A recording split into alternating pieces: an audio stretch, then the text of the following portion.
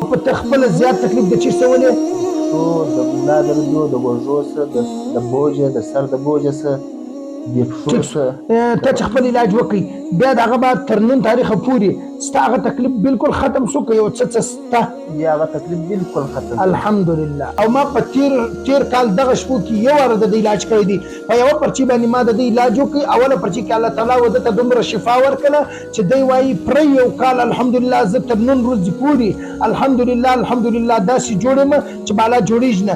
د ژر علاج مو سره شته، د تور ژر علاج مو سره شته. او دغه رقم چې کوم دی ډېر خلک وایي چې زه مختلف قسم امراض لږ ساعت مخکې د بواسیر یو مریض و هغه چې ډېر سخت په تکلیف وم او ډېر پریشان و. ما په تېرو ورځو کې تقریبا د یو مریض علاج وکړ چې هغه د 10 کالو بواسیر و، الله تعالی شفا ورکړه.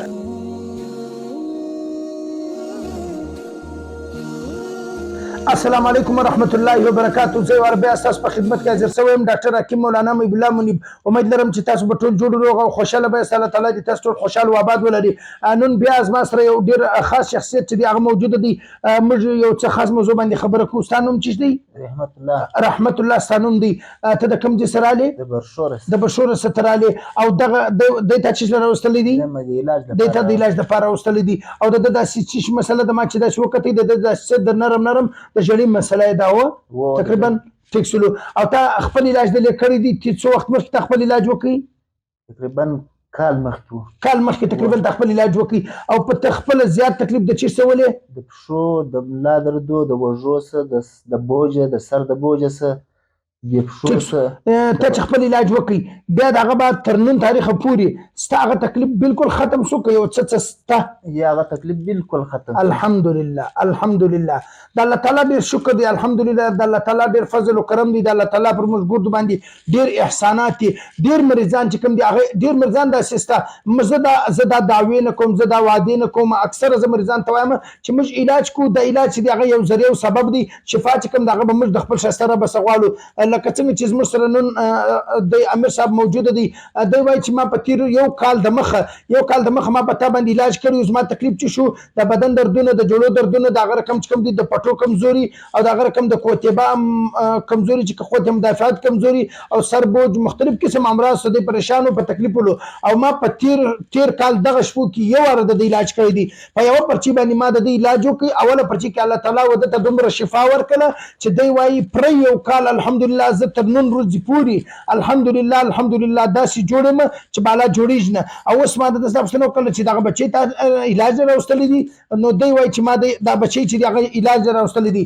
ډېر خلک وایي که د ژر علاج مو سره شته، د تور ژر علاج مو سره شته. او دغه رقم چې کوم دی ډېر خلک وایي چې زه مختلف قسم امراض لږ ساعت مخکې د بواسیر یو مریض و هغه چې ډېر سخت په تکلیف وم او ډېر پریشان و. ما په تېرو ورځو کې تقریبا د یو مریض علاج وکړ چې هغه د 10 کالو بواسیر و، الله تعالی شفا ورکړه. او دغه رقم هر مرض ته د کوم علاج په باره کې راغلی؟ د سر د بدن درد، د بدن د بوج مختلف قسم بلډ سرکولیشن لپاره د طب په دنیا کې علاج کولی شي.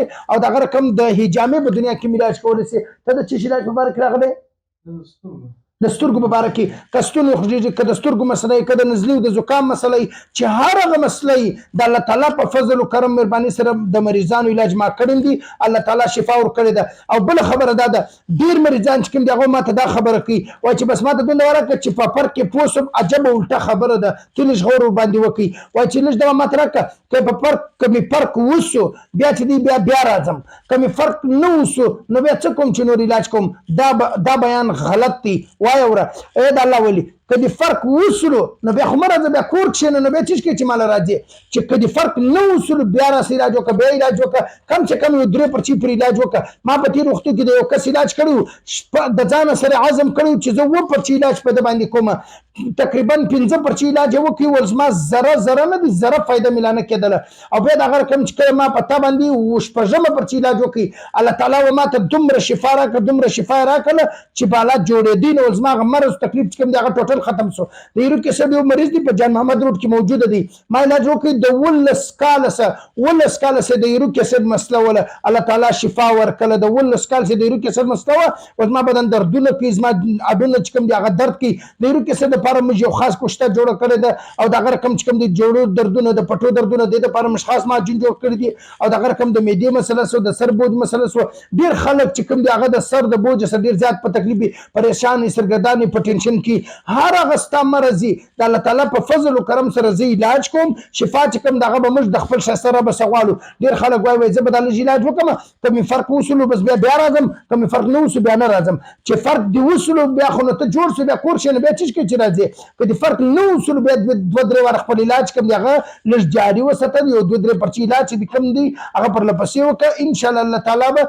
وته شفا درکړي ها دغه د مقدر خبر دی او مریض چې کوم دغه په حواله پرچی جوړ شي اوس لکه د چې مستر موجود دي په اوله پرچی باندې الله تعالی ود ته پوره شفا ورکړه او دغه کوم چې کوم دی کله مریض په دویمه پرچی باندې جوړ کله مریض په دریمه پرچی باندې جوړ شي او ډیر مریضان داسې سوي دي اپریشنونه کړي اوس ته لږ سات مخکې په خپل کوم مریض موجود دي چې یو زنانه ولما د ملا اپریشن وکي مګر ما فرق نه وصولو بل اپریشن کوي دي او وسم د ملا څخه تکلیف مګر ډیر داسې مریضان ستا په جبل نور کې مریض موجود دي د ډاکټر ته رښتیا به د ملا اپریشن کوي ما ورته ماته نشته امرا کړه د ملا اپریشن مکو زستا علاج کوم الله سبحانه شفا غواړو ما علاج وکړه الله تعالی دومره شفا ورکړه چې هغه مریض الحمدلله وسجک جوړ دي دا د الله تعالی په سلی دي دا د الله تعالی کارونه دي دا د شستر رب مهرباني ده دا د الله تعالی احسان دي د زما د وسکار نه دي د زما کمال نه دي د زما بيداری نه ده دا د الله تعالی فضل او کرم دي کوشش کوم چې د مریض ته په ښه طریقه سره علاج وکم د طب په دنیا کې د جامع په دنیا کې د هومیوپیتیک په دنیا کې په روحاني سلسله کې مختلفو طریقو د مریض علاج کوم